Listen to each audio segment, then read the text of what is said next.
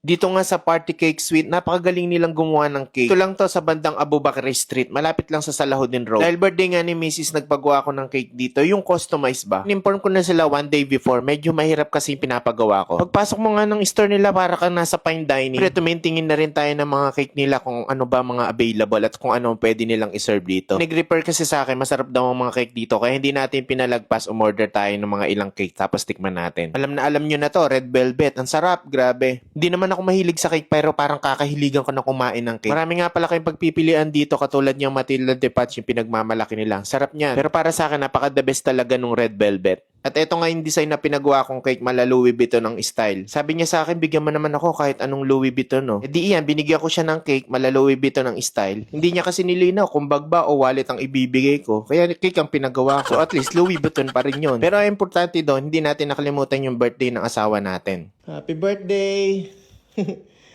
Dala ko sa'yo, Louis Vuitton. Wow. Gusto mo. Pero original naman to na bag. Wow! Louis Vuitton yan! Thank you! Nag-effort Tingnan mo. naman! Tingnan mo, Ay, tingnan ang mo. ganda! Ang cute! Tignan mo.